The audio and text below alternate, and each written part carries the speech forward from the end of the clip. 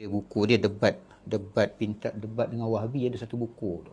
Dalam tu ada isu Ada kecil kan? yang kecil. Saya ada gambar. Buku tu bagus sebab dalam tu dia sebut tentang para ulama hadis salafus soleh yang pergi ziarah kubur, yang kata kubur contoh dia kata kubur Ma'ruf Al-Karhi mujarab, kubur sekian ni mujarab, doanya mustajab kat sini kan.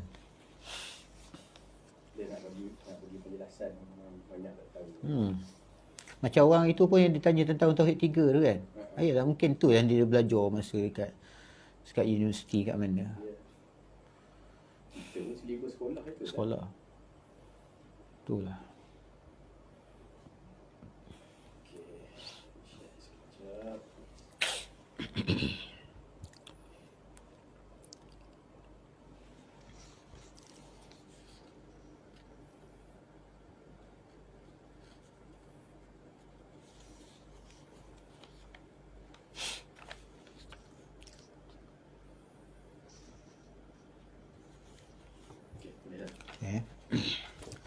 Bismillahirrahmanirrahim. Assalamualaikum warahmatullahi wabarakatuh. Al-Fatihah. A'udzubillahi minasyaitonirrajim.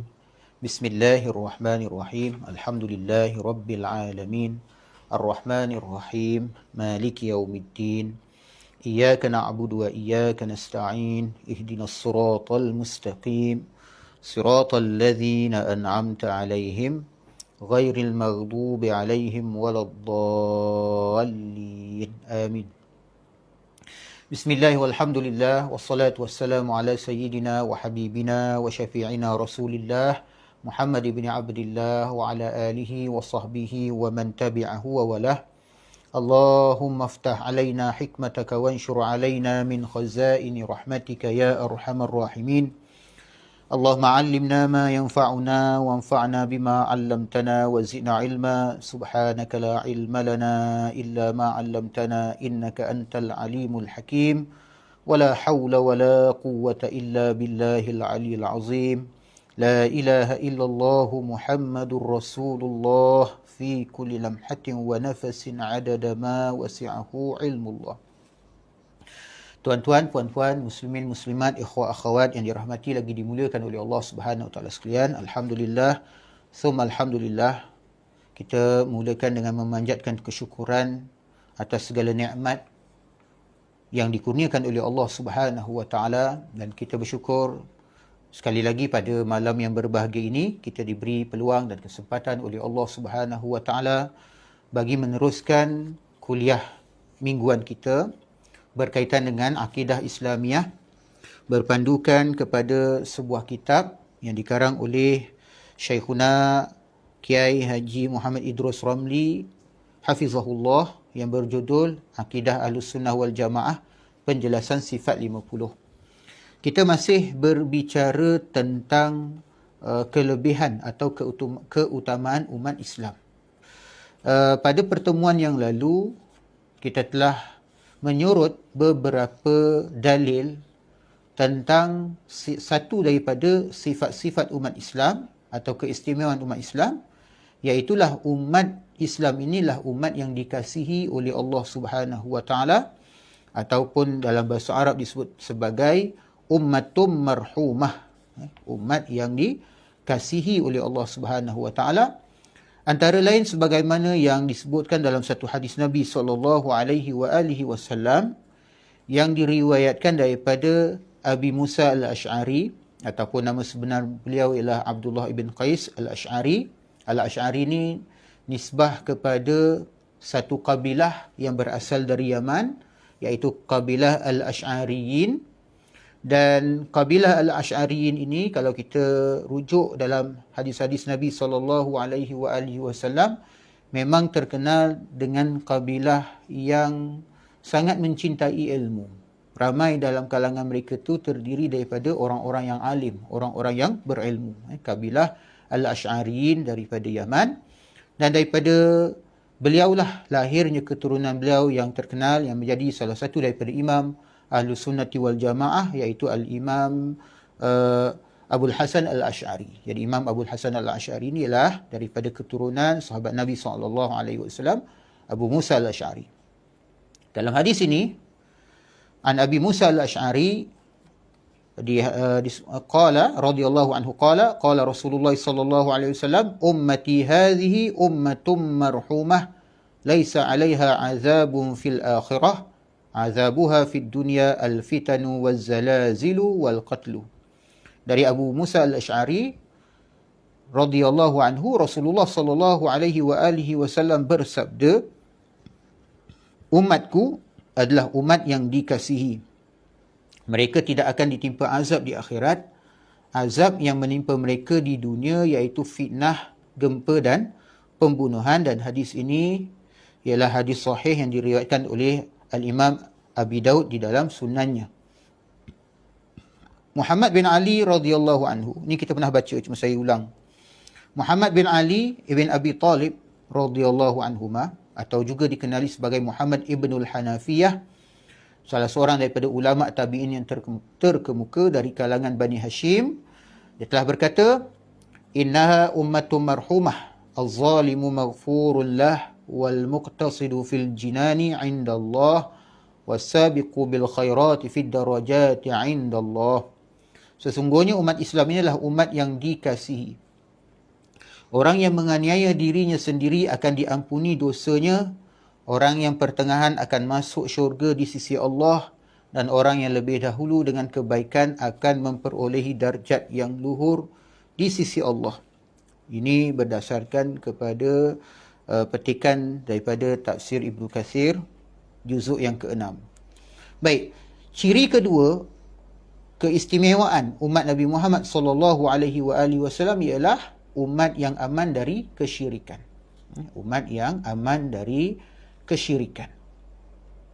Baik, di antara keistimewaan umat Islam adalah majoriti mereka itu tidak akan terjerumus ke dalam kekufuran dan kesyirikan yang menyebabkan mereka keluar dari agama.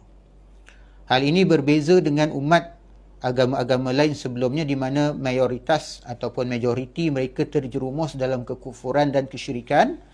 Dalam sebuah hadis Nabi SAW, iaitu hadis sahih yang diriwayatkan daripada Sayyidina Uqbah ibn Amir radhiyallahu anhu, an Uqbah ibn Amir radhiyallahu anhu anna an-nabiyya sallallahu alaihi wa alihi wasallam qala inni faratukum wa ana shahidun alaikum inni wallahi la anzuru ila hawdil an wa inni qad u'titu khazaina mafatihil ardi wa inni wallahi ma akhafu ba'di an tusyriku walakin akhafu an tanafasu fiha. Hadis ini diriwayatkan oleh Imam Ahmad, begitu juga oleh Al-Imam Al-Bukhari dan Imam Muslim. Jadi ini merupakan hadis yang sahih dari Uqbah ibn Amir radhiyallahu anhu. Nabi sallallahu alaihi wasallam bersabda, sesungguhnya aku akan mendahului kalian. Sesungguhnya aku akan mendahului kalian dan akan menjadi saksi bagi kalian. Demi Allah, baru saja aku melihat haudku. Haudku ni iaitu Danau Al-Kautsar ataupun Telaga Al-Kautsar. Aku benar-benar diberikan kunci-kunci bumi.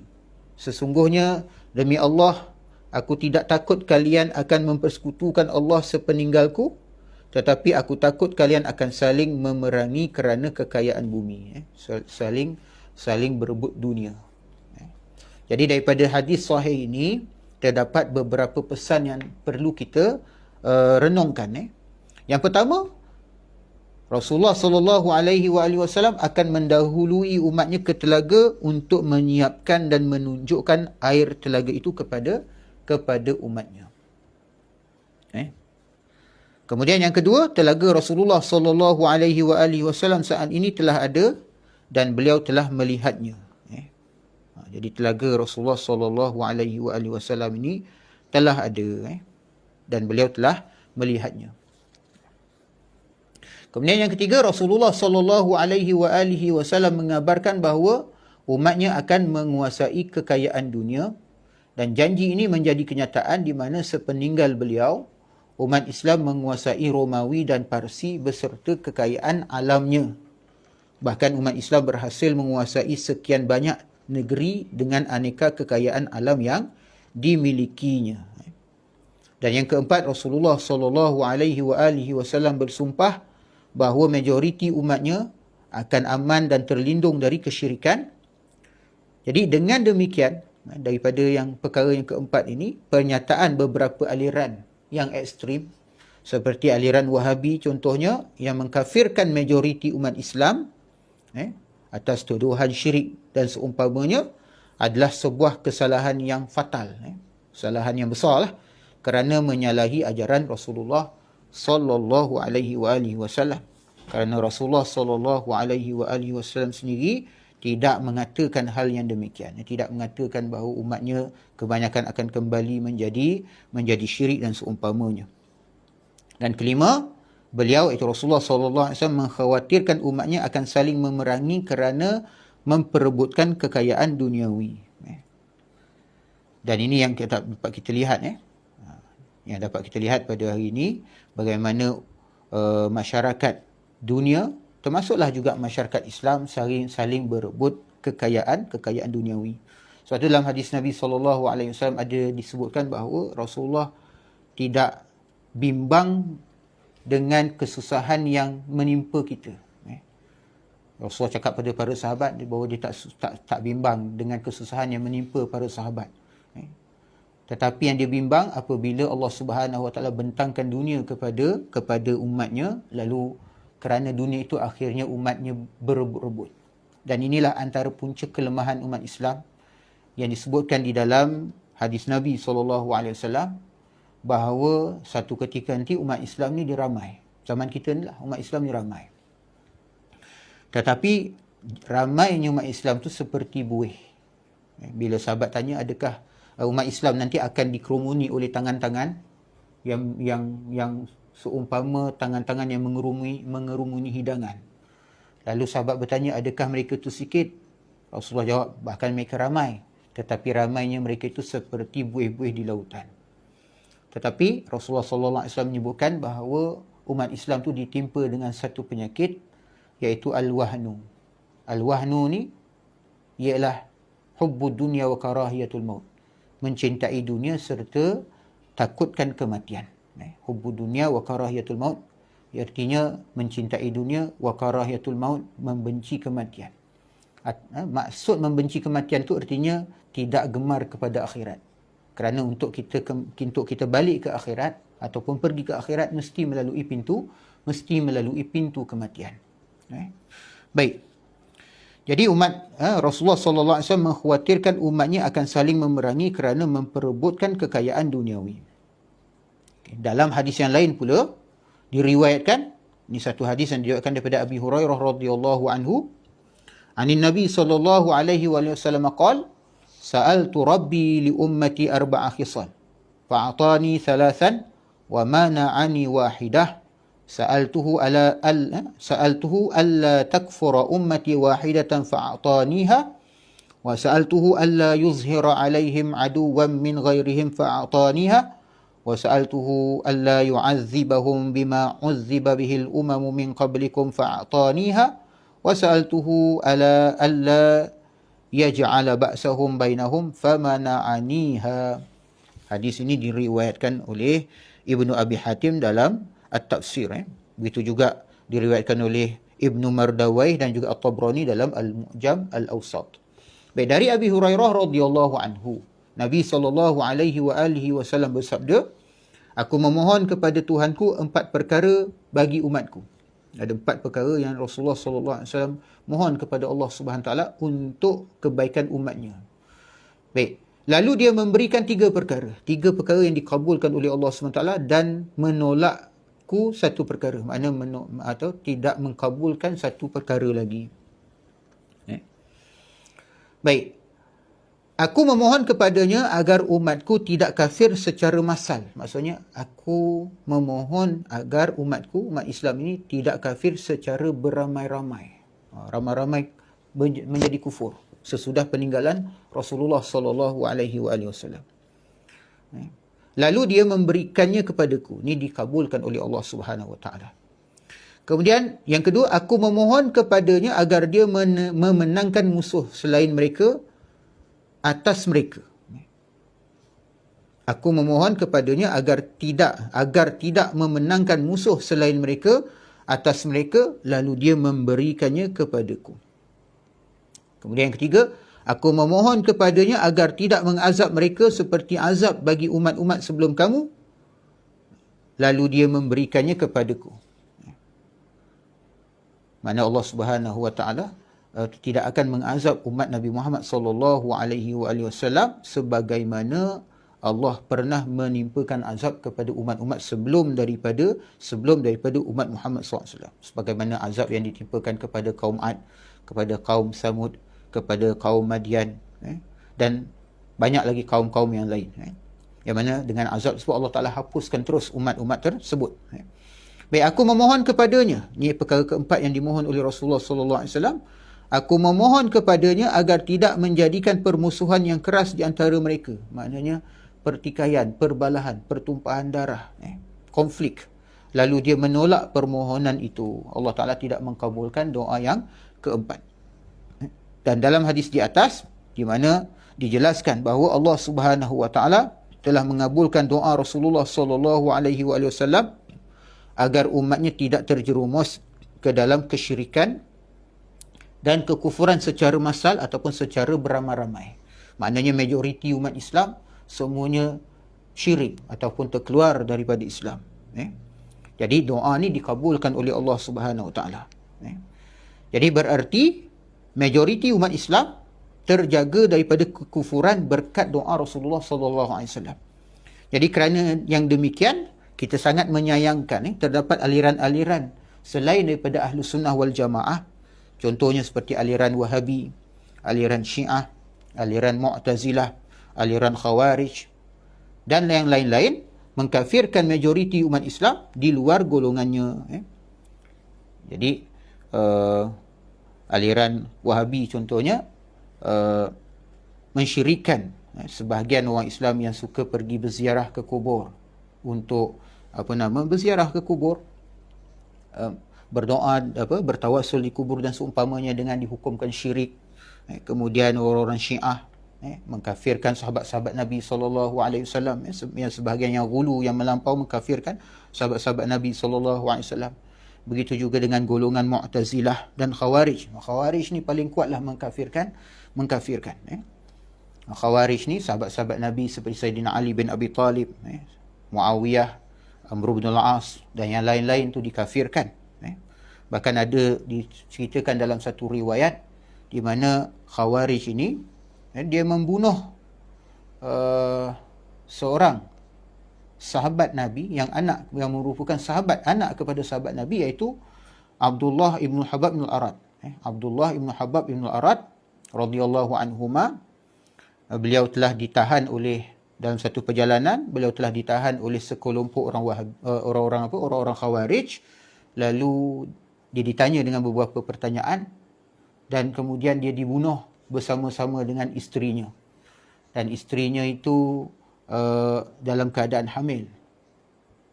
Jadi setelah dibunuh, dibelah pula perut isterinya tu, dikeluarkan pula janinnya. Ini ada dalam kitab-kitab sejarah yang menceritakan tentang golongan Khawarij. Dan kerana itulah maka Sayyidina Ali begitu keras memerangi golongan Khawarij. Dan akibatnya terjadilah pertempuran An-Nahrawan. Pertempuran An-Nahrawan. Nah, selepas daripada pertempuran An-Nahrawan tu, maka Sayyidina Ali pula dibunuh ketika mahu menunaikan solat subuh semasa di Kufah. Dibunuh oleh seorang yang bernama Abdurrahman ibn Maljam. Abdurrahman bin Maljam. Ini adalah orang-orang Khawarij. Jadi orang Khawarij ni, siapa sahaja yang bersalahan pandangan dengan mereka, maka mereka akan anggap sebagai kafir. Dalam erti kata lain, terkeluar daripada Islam, halal darah serta halal harta benda mereka. Boleh diperangi. Okey. Dan lain-lain lagi aliran yang mengkafirkan majoriti umat Islam di luar golongannya. Lalu bagaimana dengan pernyataan para ulama Wahabi bahawa bangsa Arab akan kembali menyembah berhala pada akhir zaman, sehingga mereka memerangi umat Islam di semenanjung Arabia dan sampai sekarang masih mengkafirkan majoriti umat Islam? Jadi pandangan kaum Wahabi tersebut merupakan pandangan gagal faham yang berangkat dari kesalahan dalam memahami hadis. Dalam hadis-hadis sahih dijelaskan bahawa penyembahan berhala di kalangan masyarakat Arab akan terjadi menjelang hari kiamat setelah Allah mencabut roh seluruh kaum beriman. Yang ini kita boleh lihat antara lain dalam sebuah hadis Nabi SAW, hadis yang sahih yang diriwayatkan daripada Sayyidatina Aisyah radhiyallahu anha. An Aisyah radhiyallahu anha qalat sami'tu Rasulullah sallallahu alaihi wa alihi wasallam yaqul la yazhabu al-lail wan-naharu hatta tu'bada al-lat wal-'uzza faqultu ya Rasulullah in kuntu la azunnu hina anzala Allah a'udzubillahi minasyaitonir rajim huwa alladhi arsala rasulahu bil huda wa dinil haqqi liyuzhirahu 'ala ad-din kullihi walau karihal musyrikun. Shadaqallahul azim. Anna dhalika tamun qala innahu sayakunu min dhalika ma syaa Allah thumma yab'atsu Allah rihan tayyibatan fatawaffa kulla man fi qalbihi mithqalu habbah.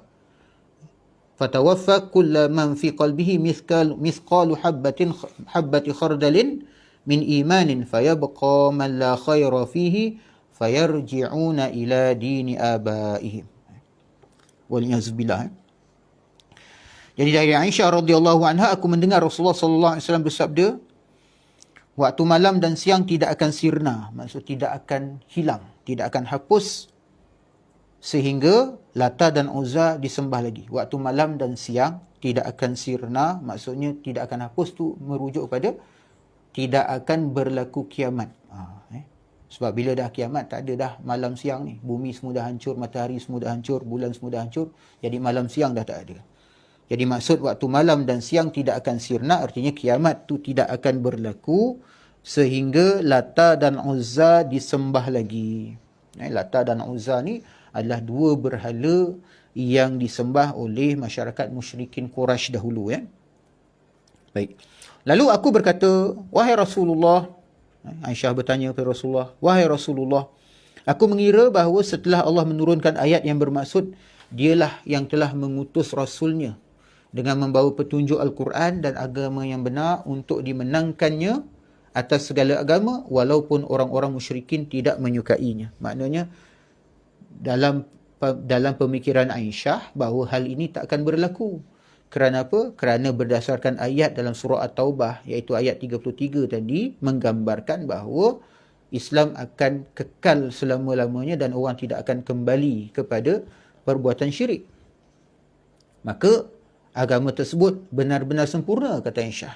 Maknanya Islam dah sempurna lah. Maka beliau bersabda, Rasulullah SAW bersabda, sesungguhnya dari demikian itu akan terjadi apa yang dikehendaki Allah. Kemudian Allah mengirim angin yang harum. Ini antara tanda-tanda kiamat. Allah SWT akan mengirimkan sejenis angin yang harum yang akan mencabut setiap nyawa orang yang di hatinya terdapat keimanan walaupun sebesar biji sawi, biji khardal, biji sawi. Akan dicabut oleh Allah SWT orang yang beriman. Walaupun imannya itu sangat kecil. Iman sebesar biji sawi je, tetap Allah Ta'ala akan cabut. Itu sebagai rahmat Allah Subhanahu Wa Ta'ala kepada orang-orang beriman. Lalu akan tersisa orang-orang yang tidak memiliki kebaikan. Maknanya sudah tidak ada iman. Maka mereka akan kembali kepada agama nenek moyangnya. Hadis ini adalah hadis sahih yang diriwayatkan oleh Imam Muslim. Sebab tu ada satu hadis Nabi SAW yang menyatakan bahawa kiamat tidak akan berlaku, la taqumu sa'ah, tidak akan berlaku di atas muka bumi, tidak akan berlaku kiamat itu selagi di atas muka bumi ini ada orang yang mengucapkan Allah, Allah. Lalu setengah orang beranggapan, kita nak menundakan kiamat ni mudah aja, kita sebutlah Allah, Allah. Tak, bila kiamat tu nak datang, maka Allah Ta'ala sendiri yang akan menghentikan ucapan kalimah Allah, Allah itu dengan cara diwafatkan ataupun dimatikan orang-orang beriman, orang-orang yang beriman dengan mengutuskan ataupun mengirimkan satu angin yang dingin, yang harum, yang akan mencabut nyawa setiap orang yang beriman walaupun dalam hatinya itu ada sebesar biji sawi, zarah sahaja, sebesar biji sawi sahaja iman. Lalu bila semua orang beriman telah pun wafat, akhirnya di atas muka bumi ini tidak lagi tinggal orang-orang beriman yang akan mengucapkan Allah, Allah. Itu sebenarnya tanda-tanda kiamat yang akan berlaku. Sebab tu dalam hadis Nabi SAW yang lain juga ada disebutkan oleh riwayat Ibnu Umar, di mana bila terbitnya matahari daripada barat, terbitnya matahari daripada barat, itu bukan terus hancur dunia ni. Dunia ni dia tak terus hancur dengan sebab terbitnya matahari daripada barat. Matahari dia akan balik semula kepada kedudukan asalnya, balik semula terbit daripada timur. Dan setelah matahari terbit daripada barat, ada kira-kira 100 tahun lebih lagi, barulah kehancuran sebenar berlaku. 100 tahun lebih, maknanya 1 abad lebih lagi, baru kehancuran alam sebenarnya berlaku. Jadi setelah daripada terbit matahari di barat tu, ada berapa generasi lagi. Tetapi mereka hidup di atas kekufuran. Jadi generasi inilah yang akan menyembah berhala tersebut. Dia akan keluarkan berhala-berhala kuno tu akan disembah kembali. Kaabah dah, maknanya Masjidil Haram tu semua dah tak ada lah, maknanya dah tidak menjadi tempat untuk orang-orang Islam. Masjid Nabawi semua dah tak ada apa dah, tak tahu apa jadi nanti. Sebab dah tak ada orang beriman yang akan mengimarahkannya. Sebab tu disebutkan bahawa kiamat itu tidak akan berlaku melainkan ke atas orang-orang yang syirarul khalqi, maknanya sejahat-jahat manusia lah yang akan menghadap atau melihat hari kiamat tu ialah orang yang sejahat-jahatnya, iaitu orang-orang kafir. Orang-orang kafir. Dan orang beriman, insya-Allah mereka tidak akan melihat hari kiamat tu. Kerana apa? Kerana dimatikan oleh Allah SWT. Itu sebagai satu rahmat daripada Allah SWT. Tak sanggup tuan-tuan, puan-puan semua, kita nak tengok kehancuran alam tu berlaku depan mata kita. Kita dengar letupan, kita tengok bangunan runtuh saja kan. Atau kita tengok dalam TV ataupun dalam YouTube bencana-bencana tertentu, gempa bumi, tsunami dan seumpamanya berlaku di setengah-setengah tempat tu pun saja kita dah gerun tengok. Itu tengok secara melalui TV dan seumpamanya. Bagaimana kalau kita lihat di depan mata seluruh alam ni berantakan. Bumi yang kita pijak, langit yang berada di atas kita tu hancur lebur. Kita tengok matahari tu hancur, meletup, bintang-bintang meletup, gunung-gunung berterbangan. Itu keadaan yang sangat dahsyat. Jadi tanda rahmat Allah SWT kepada orang beriman, dimatikan kita dahulu. Moga-moga kita dan juga generasi kita ni tidak ada yang kufur kepada Allah SWT. Amin. Dalam riwayat lain pula dijelaskan. Tadi hadis yang sahih diriwayatkan oleh Muslim yang tadi tu. Jadi dalam hadis yang lain pula diriwayatkan daripada An Abdullah ibni Amrin. An Abdullah ibni Amrin radhiyallahu anhu.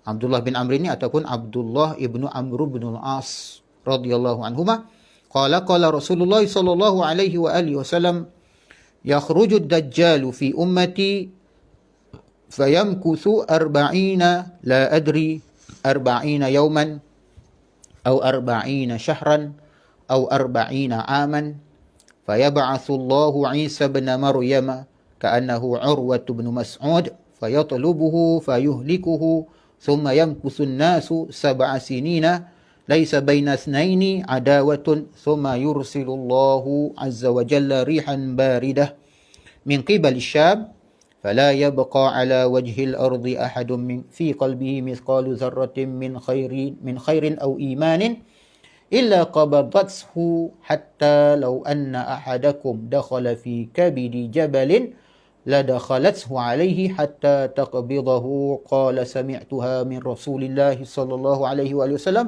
قال فيبقى شرار الناس في خفة الطير وأحلام السباع لا يعرفون معروفا ولا ينكرون منكرا فيتمثل لهم الشيطان فيقول ألا تستجيبون فيقولون فما تأمرنا فيأمرهم بعبادة الأوثان.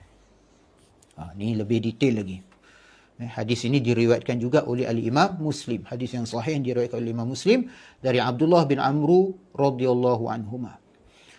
Rasulullah sallallahu alaihi wa alihi wasallam bersabda, Dajjal akan muncul di tengah-tengah umatku, lalu ia akan tinggal bersama mereka selama 40. Jadi 40 disebut itu je. Kemudian perawi iaitu Abdullah bin Amr ni kata, aku tidak tahu apakah itu 40 hari, 40 bulan atau 40 tahun. Dia tak sure. Yang Nabi SAW maksudkan dengan 40 tu, adakah 40 hari ataupun 40 bulan atau 40 tahun. Ini ada maksud Sayyidina Abdullah bin Amr bin Al-As, dia tak dapat nak pastikan kat situ. Lalu Allah Subhanahu Wa Ta'ala, Allah Azza wa Jalla mengutuskan Sayyidina Isa ibnu Maryam alaihi wassalam, Nabi Isa alaihi wassalam. Lalu ia mencari Dajjal dan membinasakannya. Okey. Kemudian manusia hidup selama 7 tahun. Tidak ada pertikaian antara dua anak manusia.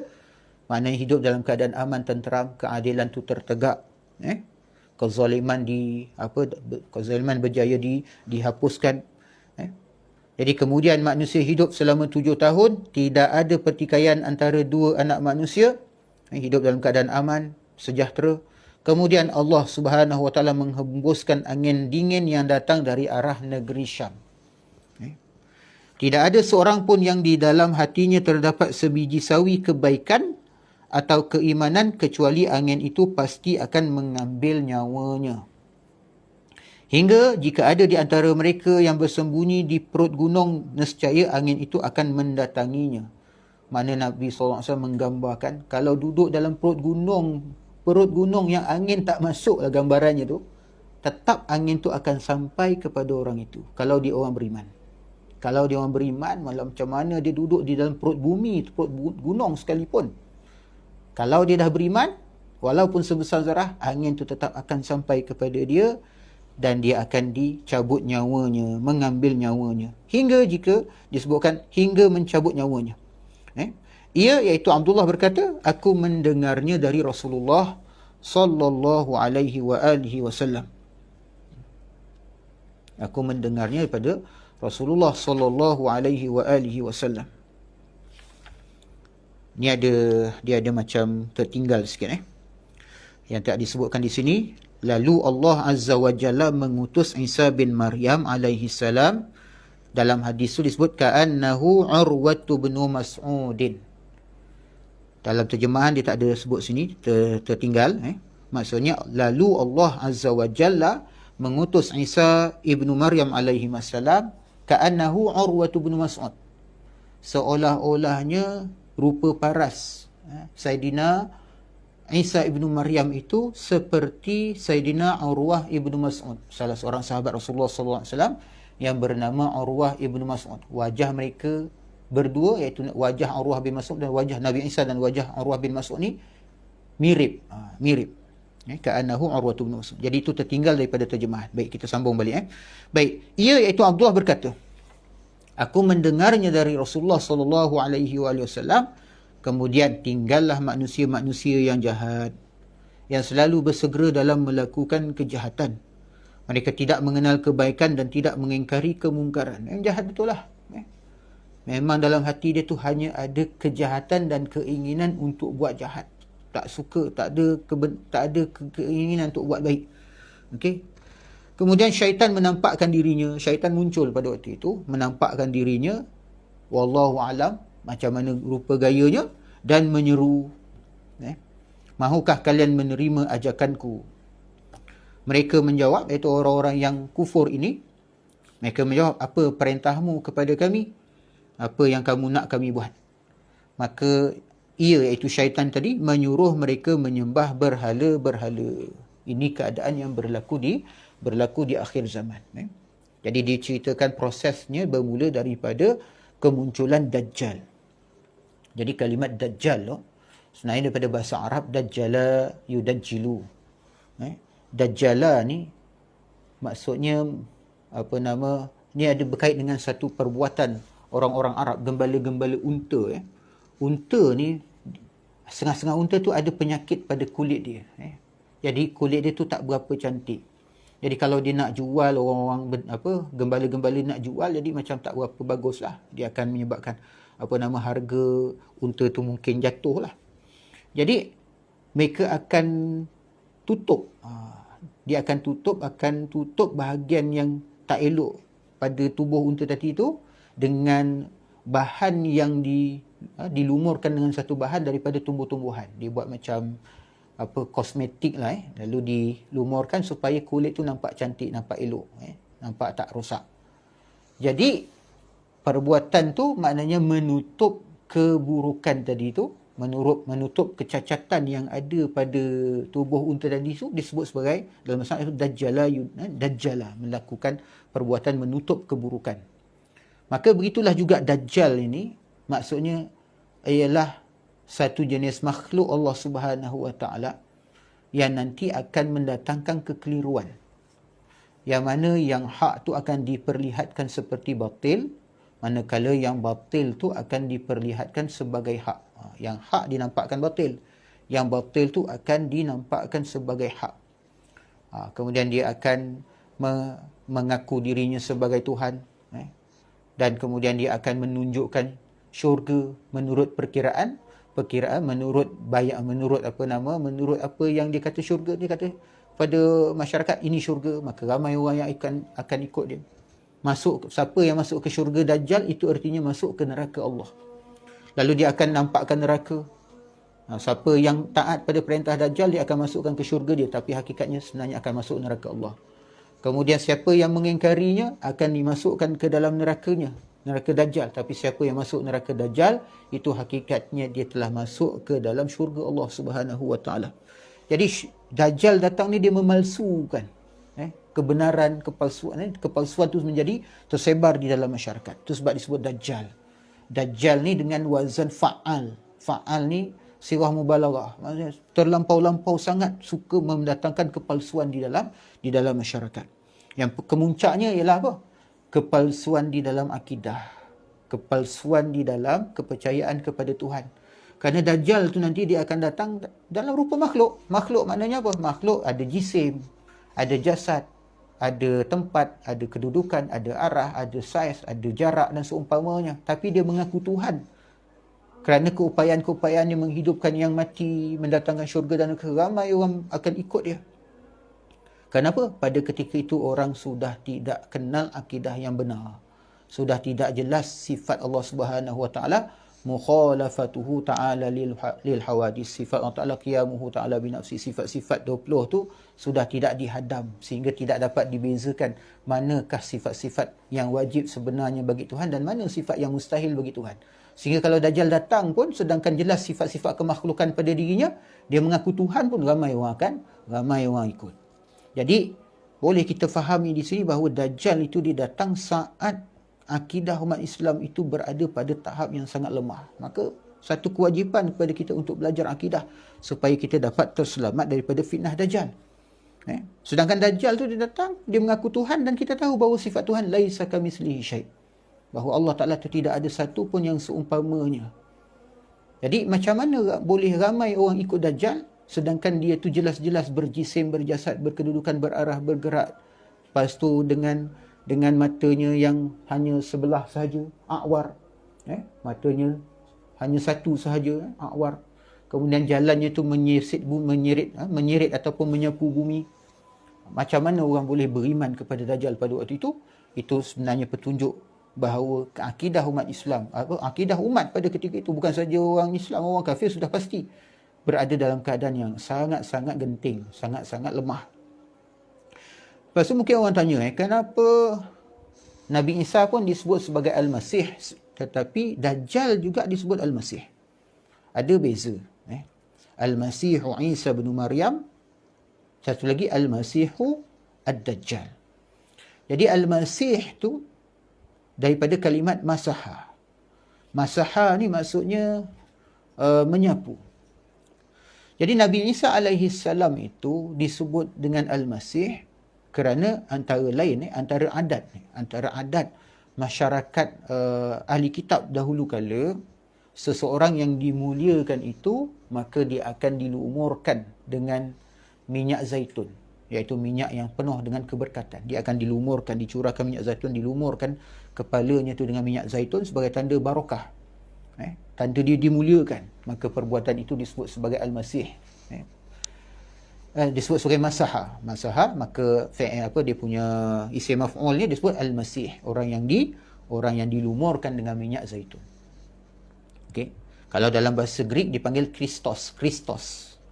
Maka diambil menjadi Christ dalam bahasa Inggeris. Kemudian Al-Masih bagi Dajjal ni kerana apa? Masih tu pun maksudnya Masah Hayam Sahu, maksudnya menyapu. Kerana Al-Masih Dajjal ni jalannya menyapu. Jalan tu menyirit. Jalannya tu menyirit. Maka kerana itulah antara lain kenapa beliau disebut sebagai Al-Masihud Dajjal. Wallahu ta'ala a'lam. Bi'ala kulli hal, daripada hadis yang disebutkan tadi, daripada riwayat Abdullah bin Amr bin Al-As radhiyallahu anhuma, jelas menunjukkan bahawa yang akan menyembah berhala nanti sebelum daripada kiamat itu, sebelum pada kehancuran dunia itu adalah orang-orang kafir. Orang-orang kafir. Jadi orang-orang Islam itu dimatikan oleh Allah Subhanahu wa taala. Jadi anggapan bahawa umat Islam akan beramai-ramai kembali kepada syirik dengan sebab dia kata nanti akan ada orang Arab yang akan menyembah berhala, itu bukanlah merujuk kepada orang Islam sebenarnya berdasarkan hadis ini, tetapi merujuk kepada orang-orang kafir yang disebutkan sebagai syirarun nas, sebagai sejahat-jahat manusia yang berbaki di atas muka bumi ini. Baik, dua hadis sahih di atas, iaitu hadis yang diriwayatkan oleh Abdullah bin Amr bin Al-As dan sebelumnya oleh Aisyah radhiyallahu anha, memberikan penjelasan bahawa penyembahan berhala di semenanjung Arab, semenanjung Arabia, akan terjadi ketika dunia menjelang kiamat. Setelah Nabi Isa alaihi salam wafat dan seluruh orang yang beriman dicabut rohnya oleh Allah. Kerana itu, dua hadis di atas membantah terhadap ijtihad menyimpang para ulama Wahabi bahawa umat Islam telah banyak yang menyembah berhala menjelang lahirnya aliran Wahabi dan berdirinya kerajaan Saudi Arabia. Itulah dakwaan ketika mula-mula kemunculan gerakan Wahabi ini pada kurun ke-18 dahulu. Jadi Muhammad Ibn Wahab, Syekh Muhammad Ibn Abdul Wahab telah menggunakan alasan bahawa umat Islam telah ramai-ramai kembali kepada syirik, maka mereka perlu diperangi. Mereka perlu diperangi. Sebab tu orang-orang Wahabi ni, kalau kita tengok dalam kitab-kitab sejarah mereka, mereka menggelarkan diri mereka tu sebagai muwahhidun, golongan yang mengesakan Allah SWT, menggambarkan seolah-olah selain daripada golongan mereka ni bukan muwahhidun. Jadi kalau bukan muwahhidun tu apa? Lawan kepada muwahhidun tu musyrikun lah. Jadi seolah-olah selain daripada mereka itu telah mensyirikkan Allah Ta'ala. Apa alasan mereka tu disyirikkan? Kerana mereka pergi berziarah ke kubur, bertawassul, beristighatsah dan seumpamanya. Maka kerana itu mereka disyirikkan. Wali'azubillah. Okey. Boleh kita lihat dalam buku-buku sejarah sejarah yang dikarang oleh ahli-ahli sejarah, sejarawan-sejarawan Wahabi itu sendiri, seperti Anwanul Majdi fi Tarikhin Najdi. Dalam tu jelas disebutkan bagaimana pada awal kemunculan mereka mendakwa seolah-olah mereka sahajalah golongan muwahhidun, sedangkan selain mereka itu sudah menjadi musyrikun yang boleh diperangi. Baik.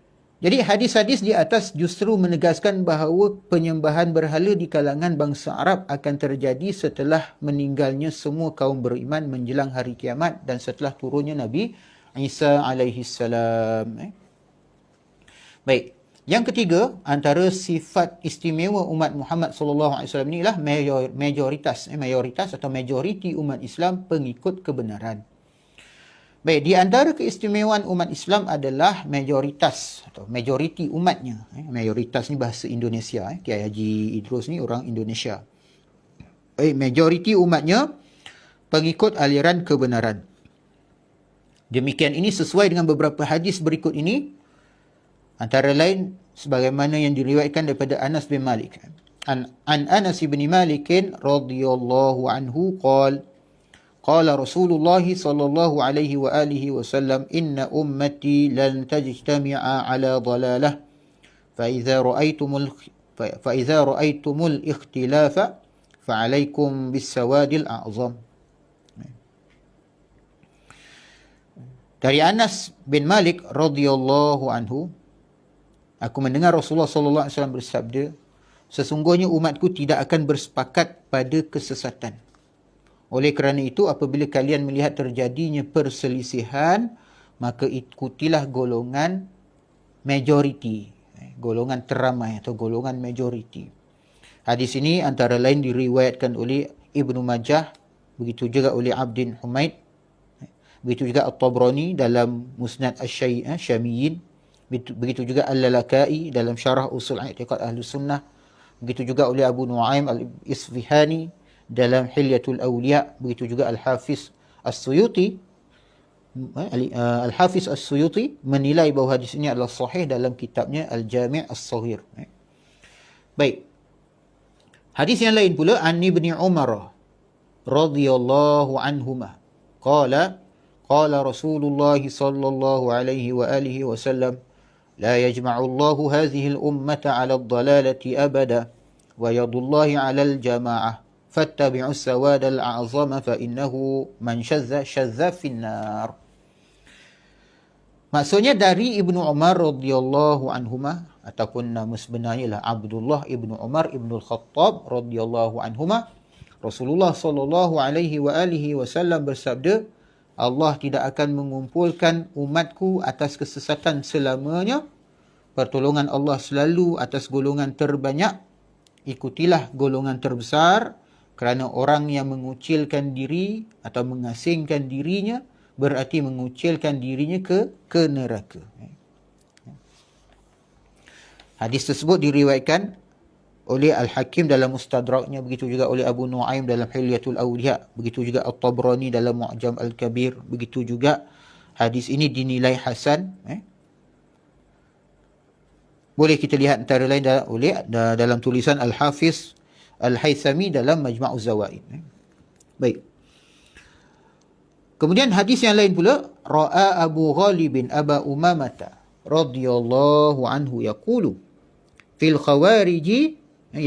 khawariji kilabu jahannama syarru qatla tahta zillis sama' thalatha marrat khairu qatla man qataluhu qala qultu min qibalika taqul aw syai'un sami'tahu min Rasulillahi sallallahu alaihi wasallam qala inni idzal lajari bal sami'tuhu la marratan wala marratain hatta adda sab'an thumma qala inna bani Israila tafarraqu ala 71 firqah wa inna hadhihi al-ummata tazidu alaihim firqatan kulluha fin nari illa as-sawadul a'zam.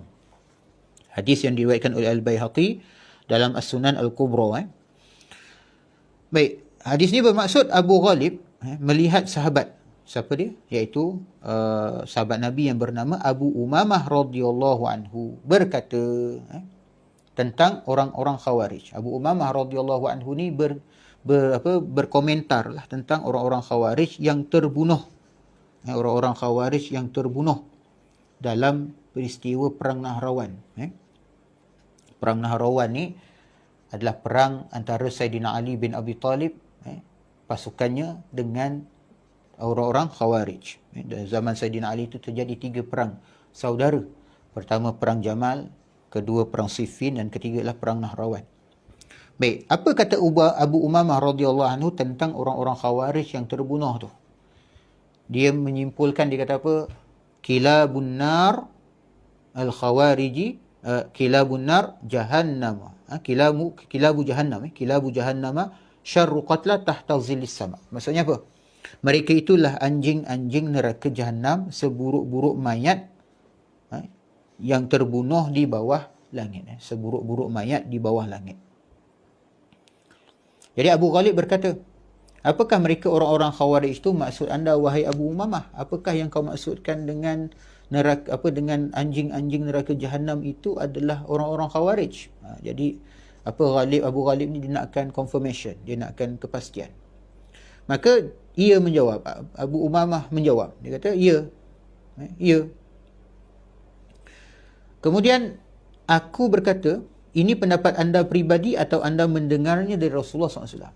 Kau ni memandai-mandai bagi komen ni ke, ataupun sebenarnya kau mendengarnya daripada Rasulullah SAW? Dia nak pastikan lagi. Kemudian Abu Umamah pun dia kata, ia menjawab, kalau ini pendapatku berarti aku benar-benar berani. Aku ni berani betul lah kalau bagi pendapat sendiri. Tetapi ini aku mendengarnya dari Rasulullah sallallahu alaihi wasallam. Tidak sekali, dua kali. Maknanya bukan sekali, bukan dua kali, bahkan sampai tujuh kali Abu Umamah pernah mendengar tentang perihal orang-orang Khawarij. Rasulullah SAW tu dah menceritakan nubuah Rasulullah SAW tu. Rasulullah dah sebut dah tentang sifat-sifat orang Khawarij. Bahkan Rasulullah SAW pun dah beritahu pada Sa'il bahawa kamu akan dibunuh oleh orang-orang Khawarij. Ini gambaran yang telah diberikan oleh Rasulullah SAW. Dalam banyak hadis, antara hadis yang pernah mungkin kita biasa dengar lah, tentang orang Khawarij ni, gambaran yang diberikan oleh Rasulullah SAW tentang orang Khawarij ni luar biasa. Luar biasa. Apa yang luar biasanya? Luar biasanya maknanya kehebatan dari sudut luaran ibadat mereka berbanding dengan ibadat para sahabat ridwanullah alaihim ajma'in. Nabi menggambarkan bahawa tahqiru salatakum ma'a salatihim. Maknanya solat kamu ni nak dibandingkan dengan solatnya orang Khawarij. Ini hebat lagi solat orang Khawarij. Hebat lagi solat orang Khawarij berbanding dengan solat kamu, sahabat-sahabat Nabi. Puasa mereka nak banding dengan puasa kamu ni, puasa mereka tu hebat lagi. Lepas tu bacaan Quran mereka hebat lagi, bacaan Quran mereka berbanding dengan bacaan Quran para sahabat. Maknanya nak kata hebat dari sudut ibadah zahir, ibadah luaran. Tapi Nabi SAW menggambarkan, yaqra'una al-Quran la yujawizu hanajirahum. Mereka ni membaca Al-Quran, tetapi Quran yang mereka baca tu tak lepas daripada kerongkong-kerongkong mereka. Tak masuk dalam hati, tak dapat difahami oleh fikiran. Hanya luaran saja, di lidah saja. Yamruquna minad-dini kama yamruqu sahmu minar ramiyah. Mereka ini terlepas daripada agama. Terlepas daripada agama sebagaimana panah terlepas daripada busurnya. Panah terlepas daripada busurnya. Kan panah ni kalau dah terlepas daripada busur, dia pergi dengan begitu laju dan dia tidak akan patah balik. Begitu lajunya, dia tanpa disadari. Pergi macam tu. Agama dia tu, dia terlepas daripada jalan Islam. Itu sifat orang-orang Khawarij. Jadi dia kata,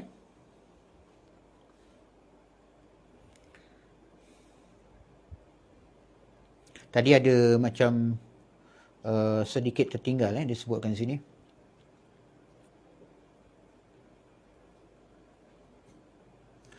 Tadi dalam hadis ini disebutkan, yaqulu fil khawariji kilabu jahannama syarru qatla tahta zillis sama. Kata Abu Umamah radhiyallahu anhu tentang orang Khawarij ni, dia kata apa? Dia adalah kilabu jahannam. Maksudnya adalah anjing-anjing neraka jahannam. Syarru qatla tahta zillis sama. Syarru qatla tahta zillis sama maksudnya seburuk-buruk mayat ataupun seburuk-buruk orang yang terbunuh di bawah langit. Salah samarat. Abu Ghalib berkata perkara tu sebanyak 3 kali. 3 kali dia ulang. Dalam terjemahan tu dia tak ada. 3 kali dia ulang. Kemudian khairu qatla man qataluhu. Khairu qatla man qataluhu. Sebaik-baik orang yang terbunuh ialah orang yang adalah man qataluhu. Iaitu orang yang dibunuh oleh mereka. Siapa dia? Khairu qatla man qataluhu. Dalam terjemahan tadi tak disebut. Dalam terjemahan buku ni dia tak sebut. Tapi dekat teks matan hadis tu dia ada sebut. Khairu qatla man qataluhu. Sebaik-baik orang yang terbunuh ialah orang yang dibunuh oleh orang Khawarij ni. Siapa dia? Tadi saya dah sebut dalam ulasan tentang hadis yang sebelum ini. Ada saya sebut. Iaitulah Sayyidina Ali bin Abi Talib radhiyallahu anhu wa karramallahu wajhah. Sayyidina Ali bin Abi Talib radhiyallahu anhu wa karramallahu wajhah itu telah dibunuh oleh orang Khawarij. Jadi setelah daripada peristiwa Nahrawan, maka adalah beberapa orang Khawarij berkumpul. Ada 3 orang pemuda Khawarij. Salah seorang daripadanya ialah Abdul Rahman ibn Maljam. Abdul Rahman bin Maljam ni asalnya dia okey. Dasarnya dia okey. Mereka ni terdiri pada kalangan ahli yang ibadah, kuat berzikir dan seumpamanya. Tapi Abdul Rahman bin Maljam ni entah macam mana dia akhirnya terpengaruh dengan fikrah Khawarij ni. Antara lain sebabnya ialah kerana dia suka dengan seorang wanita Khawarij. Dia jatuh cinta dengan wanita Khawarij. Jadi akhirnya kerana cinta, apa orang kata, kerana cinta badan binasa lah. Sanggup apa saja untuk cinta. Jadi wanita yang dicintai ini meminta kepadanya kalau nak kahwin, maka darah Saidina Ali bin Abi Talib. Mas kahwin itu mesti bunuh Saidina Ali bin Abi Talib. Dan dia menyanggupinya. Dan dia merasakan bahawa dengan membunuh Saidina Ali bin Abi Talib itu mendekatkan dia kepada Allah Subhanahu Taala. Ini satu mentaliti orang Khawarij. Membunuh Saidina Ali itu bagi mereka dapat mendekatkan diri mereka kepada Allah Ta'ala. Kerana apa? Bagi mereka Saidina Ali bin Abi Talib tu sudah jadi kafir. Jadi ada 3 orang ni dia pakat. Seorang Abdul Rahman bin Maljam pergi bunuh Saidina Ali bin Abi Talib radhiyallahu anhu. Seorang lagi pergi bunuh Muawiyah. Seorang lagi pergi bunuh Amr bin al-As. Okey. Jadi hari yang dirancangkan itu tiba, maka Saidina Ali bin Abi Talib pergilah ke masjid di Kufah. Dan ini berlaku di hari Jumaat. Pergi di bulan Ramadan, hari Jumaat. Saya tak ingat berapa, 20 berapa Ramadan, tapi hari Jumaat. Di bulan Ramadan. Dan ketika dia mengimamkan sembahyang solat subuh, dia angkat takbir, lalu muncullah Abdul Rahman Maljam lalu menetak Saidina Ali bin Abi Talib. Tapi Saidina Ali bin Abi Talib tidak terbunuh terus. Baginda masih hidup lagi selepas 3 hari. Saidina Ali bin Abi Talib beritahu, jangan apa-apakan dia tengok lepas 3 hari. Maknanya kalau sekiranya aku selamat, terserahlah sama ada aku akan maafkan dia. Tapi kalau sekiranya aku terbunuh, maka laksanakanlah qisas. Akhirnya anaknya Sayyidina Hasan melaksanakan qisas setelah wafatnya Sayyidina Ali bin Abi Thalib 3 hari kemudian. Kemudian Sayyidina Muawiyah pada hari yang sama juga tak dapat keluar ke masjid kerana tak sihat. Lalu orang lain ganti, orang tu yang kena. Manakala Amr bin al-As, Sayyidina Muawiyah dia pergi. Tapi dia terselamat kerana apa? Dia cedera sikit saja. Adapun Amr bin al-As pada hari yang sama dia sakit. Jadi orang lain yang pergi, orang lain tu yang terbunuh. Jadi yang terbunuh akhirnya ialah Sayyidina Ali bin Abi Talib. Seorang yang dijamin syurga oleh Rasulullah sallallahu alaihi wasallam, yang sangat banyak manaqibnya disebutkan oleh Rasulullah sallallahu alaihi wasallam, yang sangat utama di antara para sahabat ridwanullah alaihim ajma'in, bersama-sama dengan sahabat-sahabat yang lain seperti Abu Bakar, Umar, Uthman dan yang lain-lain. Baik orang yang dibunuh ialah orang yang dibunuh oleh Khawarij tadi. Iaitulah ini yang saya faham merujuk kepada Sayyidina Ali bin Abi Talib. Baik, kita balik semula. Di hujung hadis itu kemudian Abu Umamah berkata, sesungguhnya Bani Israel bercerai-berai menjadi 71 aliran. Dan sesungguhnya umat ini akan melebihi satu aliran dari mereka. Maknanya menjadi 72. Semuanya akan masuk ke neraka kecuali golongan majoriti, iaitu As-Sawadul Azam. Hadis ini diriwayatkan oleh Al-Baihaqi dalam Sunan Al-Kubra. Baik, hadis-hadis di atas sebagai kesimpulan daripada kuliah kita ni pada malam ini, hadis-hadis di atas menyampaikan beberapa pesan penting. Jadi disebutkan tadi ada beberapa hadis Nabi SAW. Pertama daripada Anas bin Malik, kemudian daripada Umar radhiyallahu anhuma, kemudian daripada Abi Umamah. Jadi kesimpulan yang boleh kita dapat apa? Pesan daripada hadis-hadis ni ialah pertama, umat Islam tidak akan bersepakat terhadap kesesatan. Artinya apa? Artinya ketika mereka melakukan kesepakatan, maka hasilnya dijamin benar dan tidak tersesat. Sehingga kesepakatan tersebut menjadi acuan bagi yang lain dan harus mengikutinya.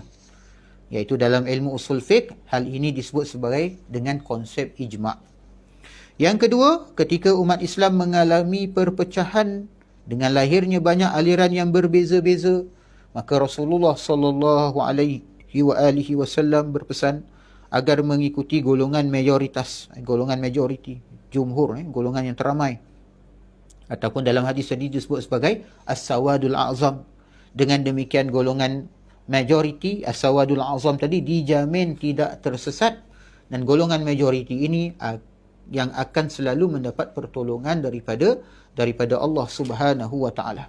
Sebagaimana dalam hadis Nabi sallallahu alaihi wasallam disebutkan wa yadullahi 'alal jamaah. Wa yadullahi 'alal jamaah maknanya pertolongan Allah. Yadullah tu kalau terjemah harfiah memang bunyinya tangan Allah, tapi itu bukan tangan dengan pengertian jismiah, dengan pengertian jisim. Kerana dalam bahasa Arab perkataan yadun ini juga merujuk kepada pertolongan.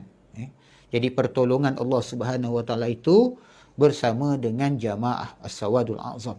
Rasulullah sallallahu alaihi wasallam juga menyampaikan peringatan agar tidak mengikuti aliran minoriti. Kerana aliran minoriti ini diancam masuk neraka.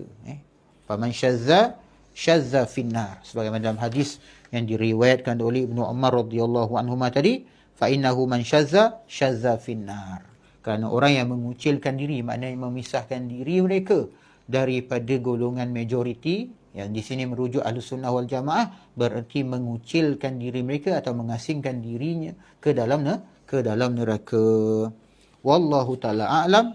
Dan insya-Allah dalam pertemuan yang akan datang, jika diizinkan oleh Allah Subhanahu wa taala, kita akan lihat pula hakikat Ahlus Sunnati wal Jamaah, serta bagaimana lahirnya Ahlus Sunnah wal Jamaah. Wallahu taala a'lam.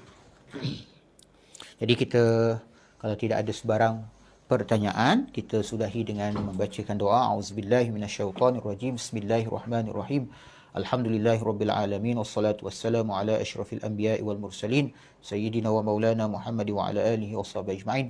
Allahumma habbib ilaina al-iman wa zayyinhu fi qulubina wa karrih ilaina al-kufra wal fusuqa wal isyan waj'alna minal rasyidin. Allahumma ati nufusana taqwaha wa zakkiha anta khairu man zakkaha anta waliyuha wa maulaha. Allahumma inna nas'aluka imanan la yartad wa na'iman la yanfad wa qurrata 'ainin la tanqati'u murafaqata nabiyyika Muhammadin sallallahu alaihi wasallam. Allahumma afina min kulli bala'i dunya wa 'adzabil akhirah, isrif 'anna syarra dunya wa syarral akhirah. Subhanakallahumma wa bihamdika asyhadu an la ilaha illa anta astaghfiruka wa atubu ilaik. Wal 'asri innal insana lafi khusr illa alladhina amanu wa 'amilus solihat wa tawassaw bil haqqi wa tawassaw bis sabr. Sallallahu ala sayyidina Muhammadin wa ala alihi washabbihi wa baraka. Alhamdulillah. Taqabbalallahu minkum. Assalamualaikum warahmatullahi wabarakatuh.